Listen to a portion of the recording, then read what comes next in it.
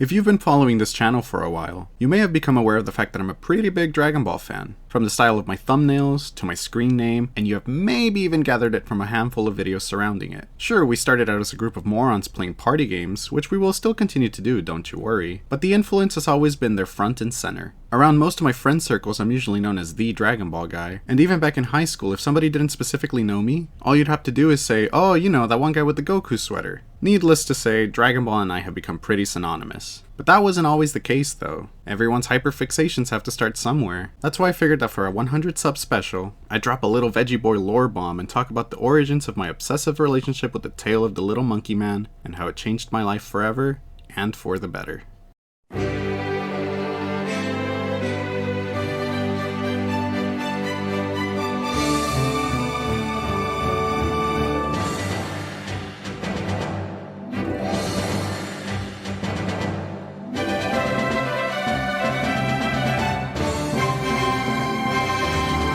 Hey, it's me, Veggie. Thanks for 100 subs.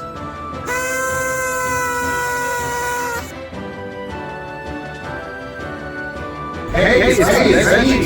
Thanks for 100 subs. Hey, Veggie. Thanks for 100 subs.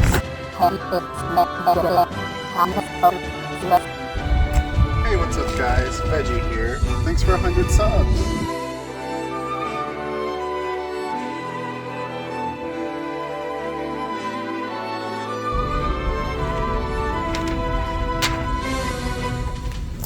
Hey, it's me, Veggie. Thanks for 100 subs. Hey, it's me, Veggie. Thanks for 100 subs.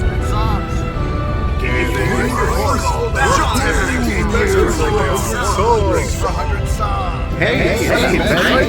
Thanks for 100 subs. Hey, it's me, Veggie. Thanks for 100 subs.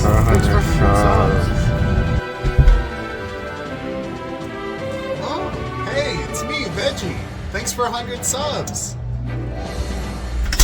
Hey, it's me, Veggie. Thanks for 100 subs. Hey, it's me, Veggie.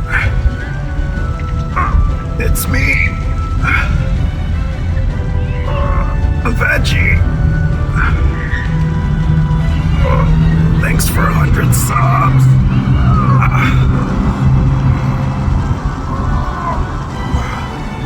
Hey, it's me, Veggie. Thanks for 100 subs. It is I, the Great Saiyaman.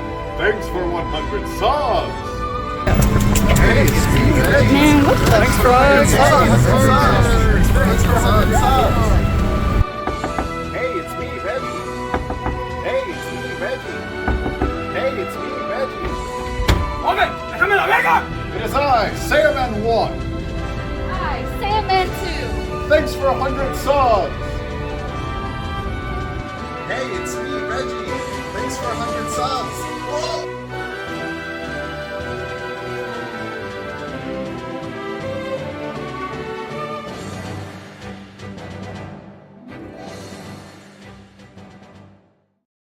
The timeline is somewhere between October 2006 and November 2007. The super minute details are a little hazy considering I was between the ages of 5 and 7. A brand new hot game has hit the store shelves of Guatemala. Dragon Ball Z Budokai Tenkaichi 2 for PS2 is all the rave, and my older cousin managed to get his hands on a copy. At some point he bestows upon me the privilege of getting to play some split screen with him, and once the controller hits my hands and I get to play some matches, I end up absolutely freaking hating this game and its characters. Yeah, no joke. I remember it clear as day. I played like 2 matches with him and I told him that I really didn't like it. I was all like, why are there green evil dudes? Why does their appearance change so much? I thought it was weird and I really hated it. So I promptly made my way out of his room and continued playing Jimmy Neutron Jet Fusion on my GBA. Mind you, I was, and still am, head over heels obsessed with Sonic the Hedgehog, which is a franchise that takes heavy inspiration from Dragon Ball. I thought Super Sonic was the coolest thing, but Super Saiyan is where I drew the line. I think I just had prejudice against it because it was like foreign and different, which is something that was very common back in the early 2000s. Anime didn't start becoming hip around me until like 2016. I remember I also didn't like Naruto. Third Hokage like used to scare the crap out of me during that time because he had wrinkles and a smoking pipe, I guess. Just wait till this kid learns about retirement homes. But I digress. I would remain adamant on my stance against Dragon Ball for a few years. It would air constantly on Cartoon Network, so I would always groan and change the channel when I'd see that a 2-hour DBZ block was coming up after my Pokemon block was up. Ya viene lo mejor de Dragon Ball Z. Fast forward to sometime in 2009, I'm now in the US and attending 4th grade. I had this friend named Angel who also liked Sonic, so we'd hang out with each other after school. And then one day this dude invites me over to his house, and he wants to play some games on his PS2 and Xbox. What he is most excited to play with me is Dragon Ball Z Budokai Tenkaichi 3. And much to his dismay, I hated it. To me, it just looked like the game that my cousin tried putting me on, but even more stupid. Why are there 3 of the same guys? I had asked in reference to Goku, Bardock, and Turles. And why did the dad and son look exactly the same? Which is a very ironic point of criticism because this is a picture of my dad, and here is a picture of me at that exact same age. He also tried putting me on DBZ Sagas, and I remember he would start getting pressed because I couldn't keep track of which one was 17 and which one was 18. I also hated that they looked so alike. I can't wait for this kid to learn about twins, too. Some more time passes and it's 2010. Dragon Ball has been in the background of my life for a while now. My American and Guatemalan cousins love it, my at the time best friend loves it, I see commercials for Kai sometimes, but I carry on with Sonic as my sole obsession. Until one day at Walmart, my mom says I'm allowed to pick out one new DVD, so I book it towards the SpongeBob DVDs, but on my way I stumble upon Dragon Ball Z Kai Season 1, Part 1. I to this day do not know why, but I said fuck it and I asked my mom for it. I was still firm on hating it, but something compelled me to give the show an honest try. I popped it into my PS2 and I remember being so confused. What the fuck is a Kakarot? Why does this horny guy just blow up a planet? Luckily, Kai has a nice little recap for OGDB, so I kept watching, and then I got to the full Nelson Special Beam Cannon. And holy shit bro, was I blown away by how cool this show was. Blood? The MC just straight up fucking dies? Needless to say, I was very eager to see what happened next, so I binged the 13 episode set over the next 3 days. And then, I met him. Holy Mother of God, has there never been a more biblically accurate definition of love at first sight. Vegeta's been my ride or die since the moment I laid eyes on him. From his fight against Goku, to watching him systematically tear down the Frieza Force on Namek, to watching him come full circle in the Buu and Shadow Dragon sagas. If you know me through Twitter or any other online forums, you know that my lustful boner for this guy could drill straight across the earth and loop around just for the fun of it. Needless to say though, when I first met Vegeta, I was beyond intrigued by him. The puny quiet guy was stronger than the muscular powerhouse that was Nappa? I mean, the guy just straight up punched someone's arm off.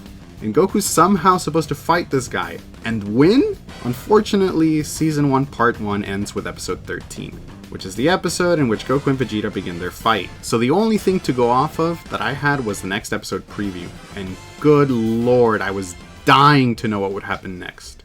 Unfortunately, growing up, I didn't have a family computer or internet. I did everything and anything I could to continue the story though. I got as far as I could on Nicktoons until my family could no longer afford the package it came with. I rented the orange bricks from this one friend for like 10 bucks a pop, and I even got lucky with one of those bootleg DVD guys at a liquor store, who happened to have all of OGDB in Spanish but at like 240p. But regardless, I still did not have a way of experiencing the full story properly. Until I remembered the very thing that had always been there since my introduction to the Dragon Ball franchise. The Budokai Tenkaichi series. I was lucky enough to convince my mom to buy it for me from GameStop, you know, back when this game was relatively cheap, and when I popped it in and got to play it, life, at least at the time, felt like it finally came full circle for me. How could I have ever dissed this masterpiece? A game which used to be such a bore to force myself to play with friends and family was quickly skyrocketing up on my, at the time, limited list of favorite games. And to this day, still has a much deserved spot in my top 10. Like, this game grew to be straight therapy for me, dude. Whenever people would hit me or piss me off, I'd pop in BT3 and then set the CPU to Frieza, then pretend that was who I was mad at and then lay down the whoop ass. I played this game so much I went through 2 copies of it. I know some people can also relate to how the American soundtrack of this game has essentially fused itself into our very DNA. I still couldn't get enough Dragon Ball though. I was on a mission to play as many of the games as I could and to understand the story down to a T. From Legacy of Goku to Budokai 2 to Ultimate Tenkaichi, Dragon Ball had established its spot alongside Sonic as one of my favorite things ever. The years passed and I had become something of a Dragon Ball scholar. It wasn't enough to have watched the series in its entirety both in English and in Spanish. I needed to know everything there was to know about Dragon Ball. Once I was fortunate enough to have a smartphone and internet around 2015, most of my free time was dedicated to searching every corner of the web for more DB knowledge. From watching Geekdom's videos and interviews with cast members, to Quaman's videos, and even reading as many Consensu articles as I could, I had cemented myself as the local Dragon Ball guy at all the schools I attended from 2015 to 2018. Along the way, I even became enamored with the Turtle School way. Work hard, study well, and eat and sleep plenty. I lacked in the study well aspect though, but eventually I became a decent student. Also, this is super embarrassing to admit, but when I first started getting into fitness thanks to Dragon Ball and Sonic, I would fill up a backpack with rocks and then pretend it was a waved turtle hermit shell, and then I would train in my backyard. If you're young and impressionable, please do not do this. Going straight to something like this is horrible for your back and body, but I was 13 and stupid. Now fast forward to today and Dragon Ball is an ever-present force in my life. I still eat, sleep, and even fart Dragon Ball. My current friend group I met in high school, mainly through Dokkan Battle, and a lot of you that know me from Twitter met me because the Super was airing, we all formed our little community. My younger siblings fell in love with Dragon Ball because of me. I mean hell, I even proposed to my fiance in full Great Saiyaman cosplay. Peep the video by the way. I owe so many precious memories to Akira Toriyama and his creations. And for that I am forever thankful to Toriyama sensei. I hope to preserve Dragon Ball in my heart for many, many, many years to come. I want to keep making content inspired by it, to continue keep meeting like-minded people who also love the series. I never want to lose that warm fuzzy feeling that Son Goku elicits in my heart. Ever since I was little, I always wanted him to be my grandpa, and I still feel that way. So once again, thank you for 100 subscribers, and I hope that many more of you will join the crew, be it now or in the eventual future. So let's get a conversation going in the comments. Share your story with Dragon Ball, and let's continue to herald and celebrate it for many years to come. With that, I have been Veggie Boy, and I'll be seeing you really soon in whatever other endeavors we tackle on our road to 1K subs. Thanks for watching!